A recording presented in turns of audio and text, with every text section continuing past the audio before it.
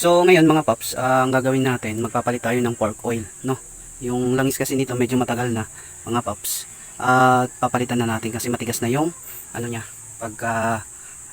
pagba-bounce back ba, mga paps. At itong ano niya, dasil, ito mga paps, may lamat na siya.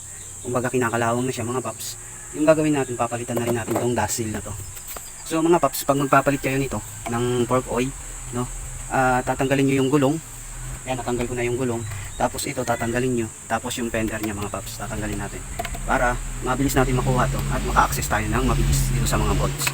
So yun mga paps, tara, samahan nyo ako. Papalitan natin to. Babaklasin muna natin siya.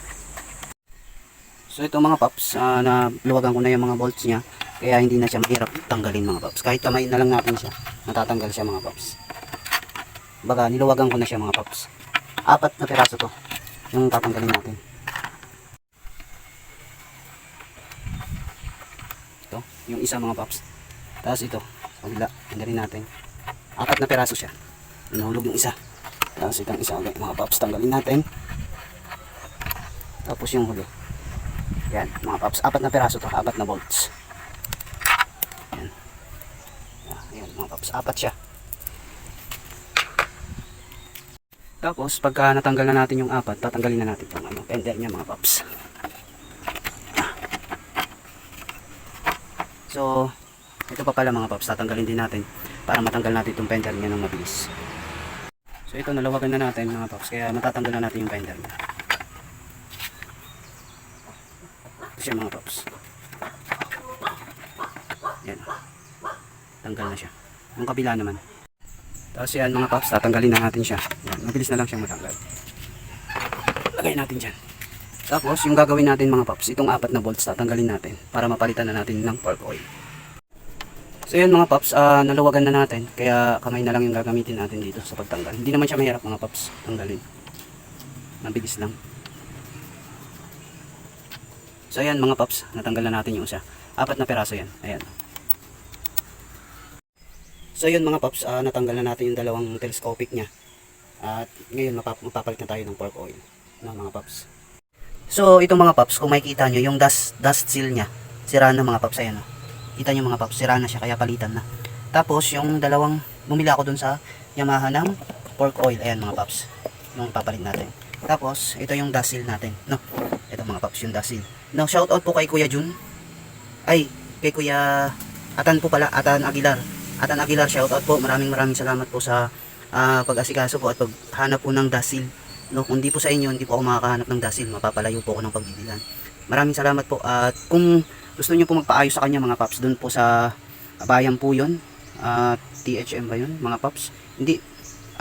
Lahat po ng mga brand ng motor, anong klase man yan, kaya niya pong gawin mga paps, mga Mars.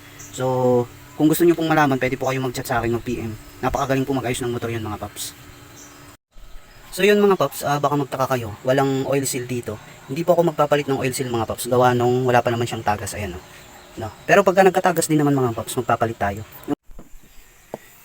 So yun mga paps, yung pagtanggal ng cap na to, ito mga paps, DIY nga lang tayo mga paps. May proper tools naman na ginagamit dito. Meron siyang proper tools mga paps. Ngayon yung gagawin lang natin, T-wrench lang yung gagamitin natin para matanggal to mga paps. So ito yung T-wrench na gagamitin lang natin mga paps. So ito mga paps, tatanggalin natin, no? Gamit lang tong T-wrench, lalagyan natin dito, no? Gaganto lang natin sa bibig natin mga paps. Tapos push. So yan mga paps, natanggal na natin yung takip. Medyo nahirapan tayo gawa nung unang baklas ko pa lang nito mga paps. Yung gagawin kasi mga paps, itong T-wrench na to, ito, ilalagay mo sa dibdib mo tapos didiinan mo dito siya mga paps. Didiinan mo siya tapos kukunin mo yung lock. Bale, ito yung lock niya mga paps. Bale, okay na. At ibababad ko na lang to dun sa diesel mga paps, hindi sa gasolina. Kasi pag naghuhugas ako, hindi gasolina yung ginagamit ko, diesel mga paps. So ngayon mga paps, patutuloyin natin yung laman dito. Tapos tatanggalin natin ito mga paps para palitan natin ng bago to. So yun mga paps, tara palitan natin na. So yun mga paps, yung ginagawa ko para hindi ako malito, nilalagyan ko ng palatandaan. Ayan mga paps. Ayan, kung ano yung nasa taas, yun ang may palatandaan mga paps, di ba? Para hindi kayo malito. So ito, diesel yan mga paps.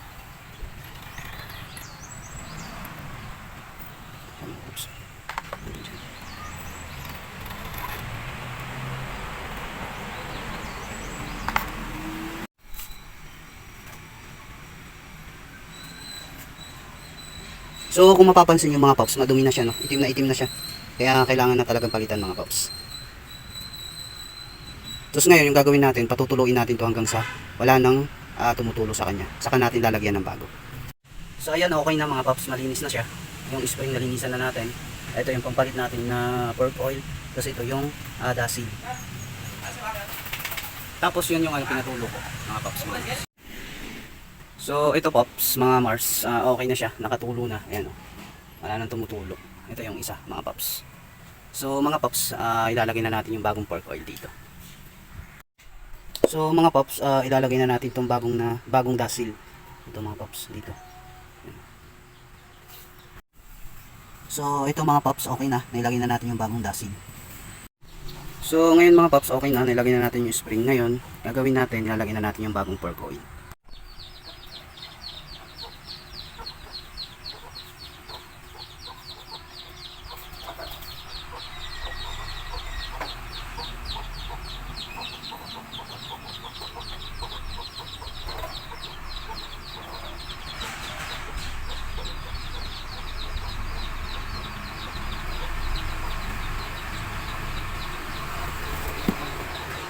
So yun mga paps, kung nakikita nyo, yung ayan, bumubula-bula siya.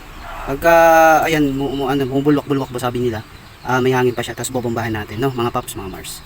Ganito siya mga paps. Yan, hanggang sa mawala yung bula niya mga paps. Yan. Hanggang sa mawala yung bula niya. Pagka wala ng bula mga paps, yun na yun. Pwede na natin siyang takpan.